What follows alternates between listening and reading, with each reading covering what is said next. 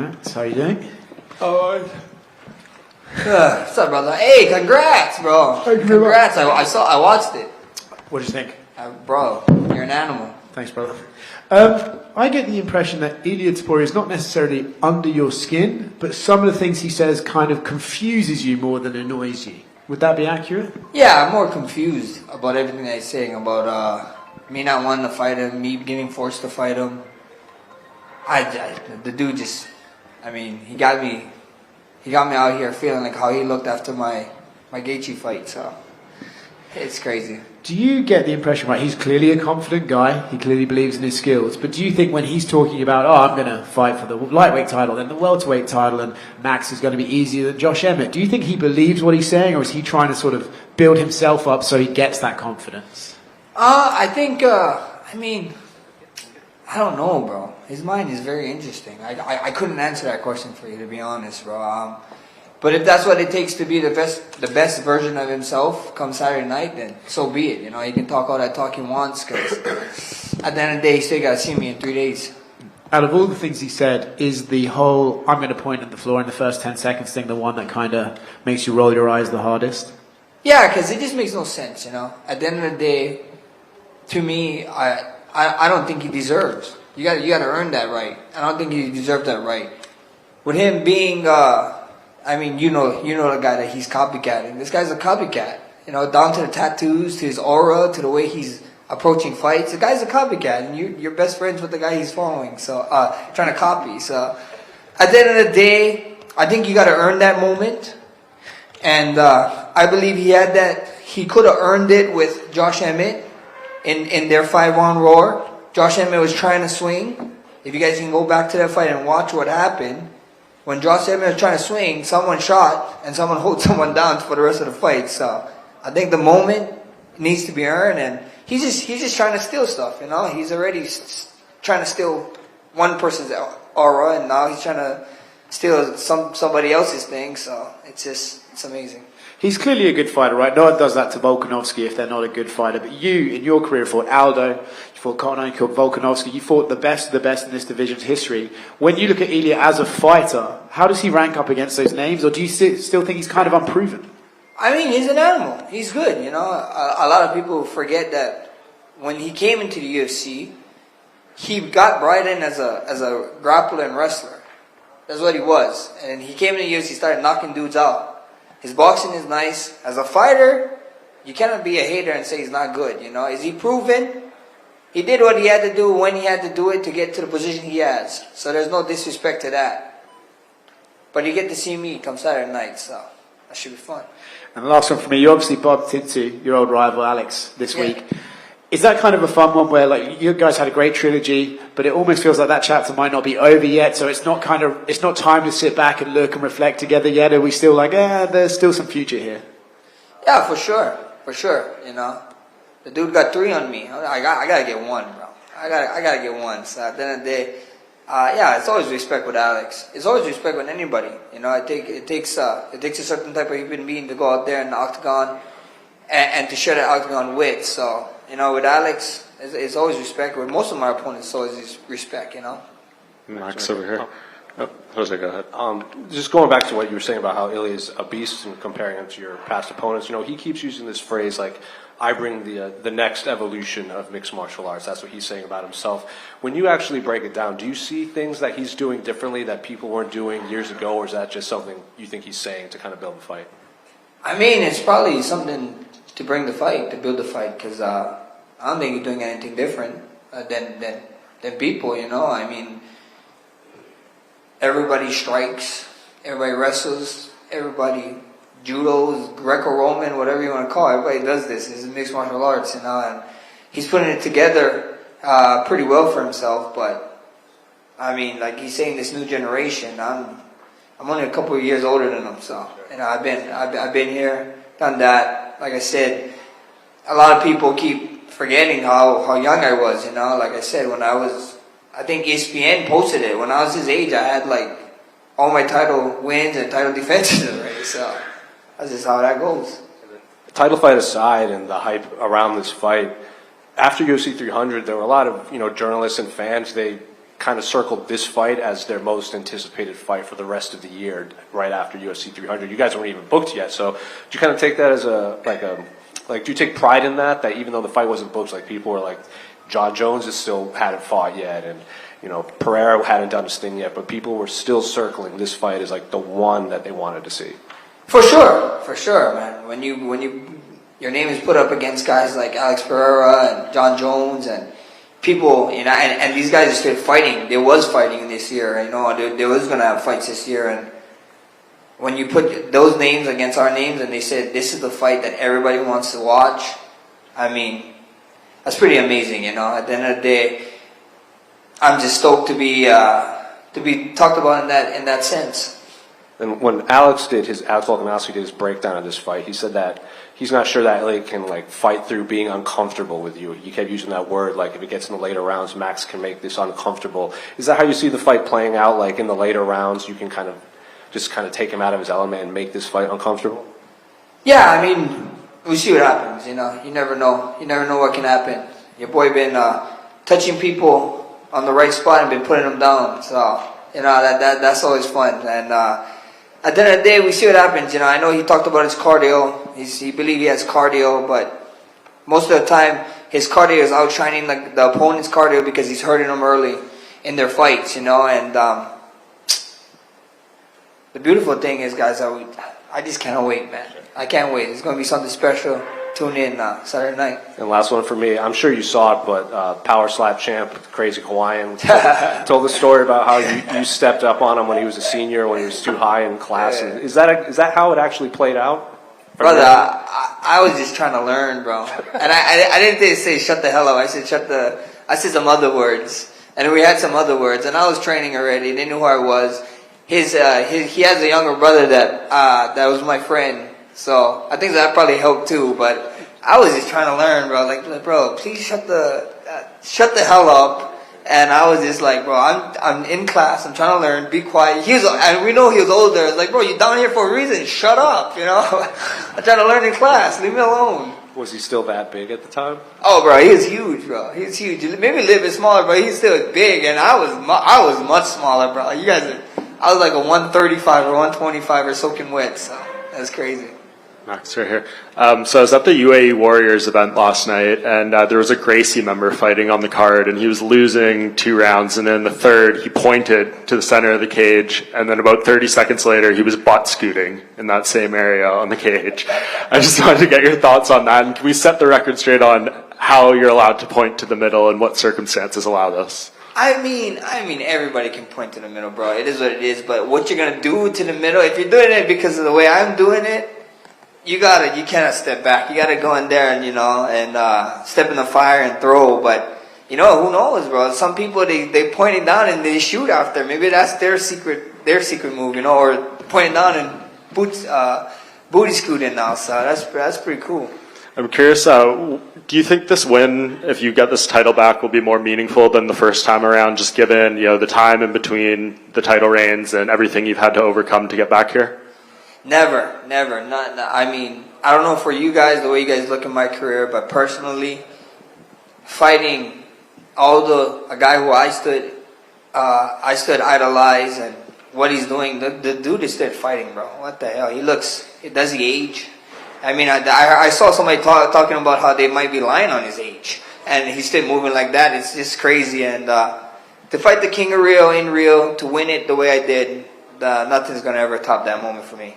Can we bring back the hex ties if you get the win here? Maybe bring back the suits and the hex ties. Maybe. Never say never. A lot of talk this week about how you moved up 3 spots in the lightweight rankings. I'm just curious what you thought about that happening, given the fact that you were at 1 spot and you hadn't fought since then, and then this week you jump up again. Yeah, I don't know, bro. The ranking is wild.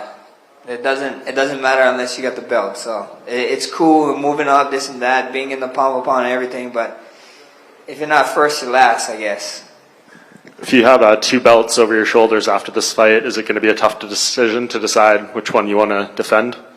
Not at all, man. Not at all. UFC can tell me what they want to do, and we can do it. So I mean, there's a lot of fun fights here at 45 now. Division is like kind of coming up. I know they bring somebody else up here. So with Diego, so that's a cool couple guys coming up. 55 is always fun to throw my name in the mix, but first things first is Ilia. You know, I got my hands full with him, and you can ask me that question after Saturday night. Yeah, I guess, going off that, you want to wait till after the fight. But Volkanovski, he really wants to fight in Australia, and he said, he wants you to win because he thinks you're more likely to go there and fight him in February. Do you think he's maybe on point with that analysis, at least, that you're more likely to take that fight there than Ilia? I mean, we see what happens. First things first is Ilia. And then after this, I promised my boy some traveling time in December, so that might be a quick turnaround. And then I have two Aussies who represent me in my management, and I found out what taxes is over there. I was like, yeah, okay, yeah, Vegas sounds good. Hello, sir. How are you doing? Some years ago, you said that you are still waiting and new from Bruce Buffer, and it's your extra motivation. So in April at UFC 300, you finally heard and knew. So are you satisfied now and Bruce can relax? Or, do you still care how he will announce you after after your fight? Oh, yeah. And new undisputed title. You know, the BMF title. The BMF title, guys, I don't even know what's going on. Why people is like so crazy about it. Before the title, it's supposed to be a fake title. After the title, now everybody wants the fake title. And then people getting mad for me not putting it up. Like, I have that type of control in this fight to put up a fake title. And then the guy I'm fighting, if it's a fake title, he bought a fake title. So that just doesn't make sense to me. I don't know what's going on in this world anymore. And one more question. What's your opinion on the main event in Power Slap, if you follow it, of course? I don't follow it too much, but I know the Crazy Hawaiian. We went to school together. We had that story. I got a poo too for my Waianae native. Thank you. Max, hello. You have like 15 5-rounder fights right now, and Ilia in overall have 15 fights in Korea. What this experience means for you first in this fight against Ilia and in MMA overall? Experience is cool, but experience can all get taken away with one shot, and Ilia has that one shot. I've been working on my one shot, so experience is experience. It is what it is. This is a world title fight. He won the fights that he's supposed to win to be here. I won the fights that I'm supposed to win to be here, and we got to fight. So that's all there is. And the one is for me. What this fight means for the Hawaiian MMA? It means a lot, man. It means a lot. I go back out there. I reclaim the throne. I get to go back Hawaii 15 pounds heavier with something nice and golden on my shoulder. It would be amazing. Thanks. Max, to your left, winning Saturday night automatically gets you a lightweight shot against Islam. Does it excite you knowing it replaces the long-anticipated matchup that never happened against Khabib? Unless you work in the UFC, and I don't know nothing, because I never ever heard of that, but that'd be amazing news to me if I got my hand raised and that was the direct shot. But for sure, like I said, man, I was talking about it all week. We missed the shot with the Khabib fight. They call Islam the 2.0, and I think Islam is like, he's more willing to fight me now. I know he didn't care too much, because why would he? I was a 45er coming up, and the 55 and so whatever. But now he seems more openly to the fight. So never say never. First things first. Like I said, though, I got Ilia. He's my full focus. Well, you're closer than ever to being a triple champ. So good luck. Thank you. Sure. Thank you. Max? Hi, over here. Greetings from Georgia, or how we say Gamarjoba. You mentioned traveling. I just wanted to let you know that no matter what happens Saturday, we're rooting for both of you. May the best man win, and you're always welcome to come and visit Georgia. Thank you. As for questions, so I don't know. I know you're not the type of guy to kind of rest on your laurels or smell the roses, as you say. But you are the first ever fighter to hold the interim title, to hold the undisputed and the BMF title. And as far as undisputed title goes, you have both the old belt and the new belt. So basically, you're like featherweight Thanos or something. I don't know. You've collected them all. So after such a long career, full filled with like amazing moments, right? What keeps that fire burning? What keeps motivating you? The next one is always the best one. That's what keeps me motivated. Just and being motivation for the next generation. You know, we got a lot of stuff going down in Waianae right now, and or even in Hawaii, period. And people just need hope. So if I can be that little hope, that little shade of light, then so be it. Amazing. Well, if some people, I know people, my friends, and those who like to watch your fights, they are very inspired by you all the way halfway across the world. So I'm sure people in Waianae feel that as well. And just one more question, kind of. I know that your career is far from over, and I know that we're gonna see, I'm pretty sure, many amazing fights from you. But I just wanted to know, kind of, again, this is not the talk about retirement or anything, but how would you want to be remembered as a fighter?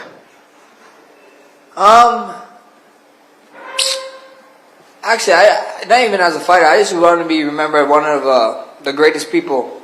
Just a great person. That's it. No fighting anything. I just want you guys to know me and people, all the UFC staff, just to know me as a great person. Like, oh, when they talk about myself, it's like, oh yeah, that was a great kid, or that was a great guy, and that's about it. You know, that you only can leave great stuff behind. You know, and with all these records and everything is cool, but your personality and how you treat someone else is much more important to me. So if you guys can be like, oh yeah, Max was a great guy. Anytime I interview him, anytime I talk to him, any interaction I had with him was great.